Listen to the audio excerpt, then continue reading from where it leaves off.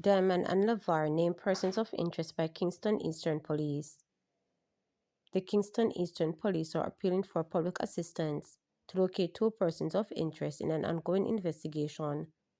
Detectives believe that 18-year-old Donovan McFarlane, also known as Diamond of Upper Oxford Street, Kingston, and another man known as LaVar from West Kingston, may have crucial information.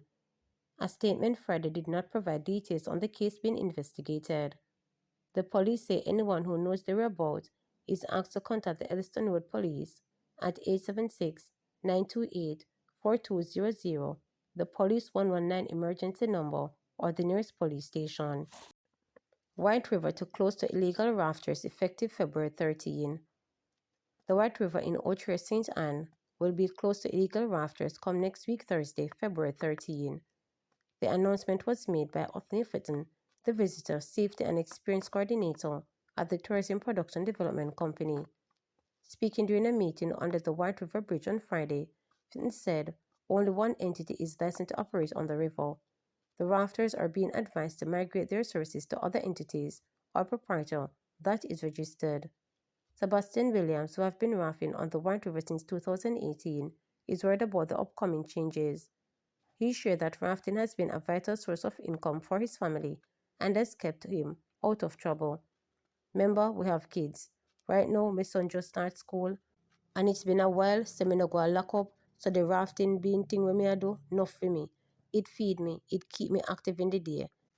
At night time, I go my bed and I get up, active in the day. So, when they are going to take this from me now, it no look good, Williams stated. He is calling on the Prime Minister for support. We are going dead for hungry and joyless.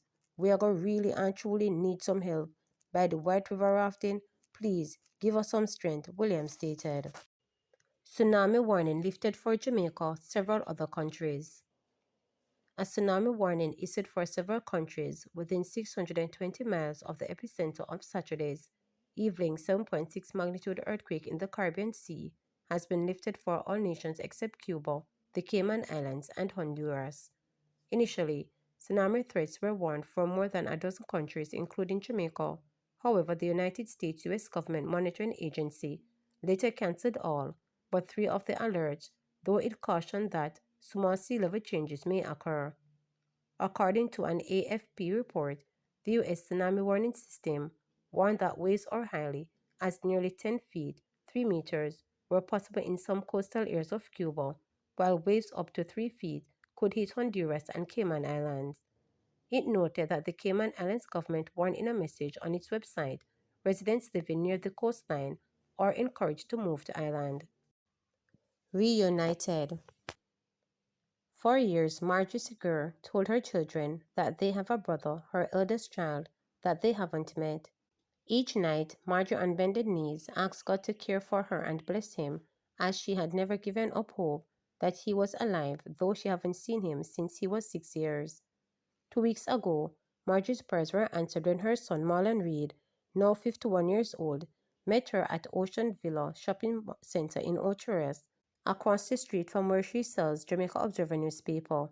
The mother and son were overjoyed. It feels so great finally seeing him after 45 years, she said with a bright, broad smile. Reed also smiled from ear to ear as he told reporters that he was overwhelmed with joy at finally being able to see and touch his mother. The meeting was a fitting climax to years of searching, which started after Reed and her child were separated by circumstances that led to him being raised by another woman. Marjorie said she had owed the woman a large sum of cash but was unable to pay because at the time she was living on the street and wasn't working. She said when Marlon was 12 years old, she managed to get a contact for the woman with whom he was living and reached out to her. I called and she told me that the little boy was at school and she was going to take him to see me. So I went to Westmoreland to see him and I waited all day and she never came, Marjorie claimed. According to her, she recently found out that her son was living at a boys' home at the time. She said she had been waiting to see my child knowing she didn't have him, she alleged. But I always put his name on the altar and say to myself, I wonder what is going on with him. and I trusted that God was taking care of him, she said. Meanwhile, Reed was also on a quest to find his mother. However, he encountered challenges because he didn't know his birth name. But last year, a spark of luck led to Marjorie's birth certificate being found, and he began a search on social media, which led him to an article published by Observer in 2022 featuring Marjorie, who has been a Jamaica Observer vendor for more than 22 years. The resemblance between them was unmistakable. He saw my photo in the story on Facebook and matched it with his, and he said, "This is my mother," Marjorie shared. "Something so good come from Observer just doing a story about me. He told me that he has always read the article," she added.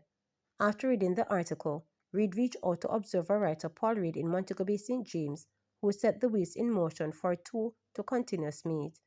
Marjorie said that on the day of the reunion, a woman who had told her that she had a surprise for her took her from her vending spot to the plaza. "I saw this young man and his lovely wife, and he said, 'Hopi,' and I said, 'Who are you?' And he said, 'Marlon.' And I said, 'Marlon Anthony Reed?' And he said, 'Yes.'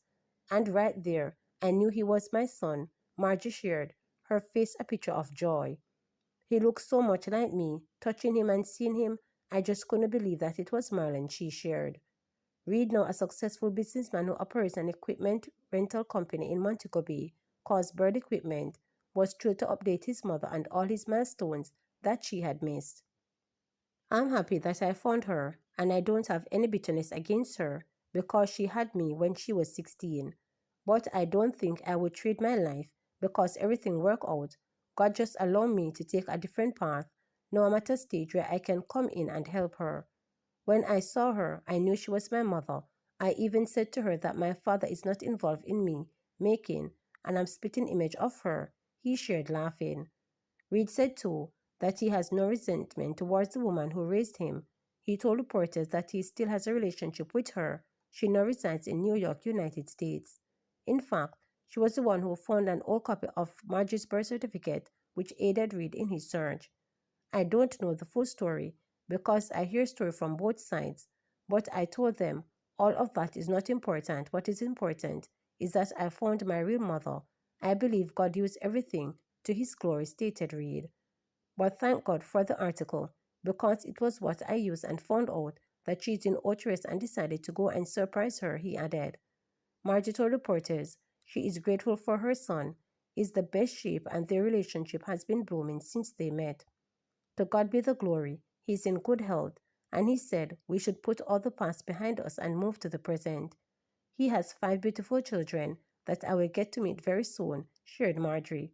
Reed shared similar sentiment and is excited about including his mother in his future plans. "We talk every day, and I always get to hook up with my father's side of family as well.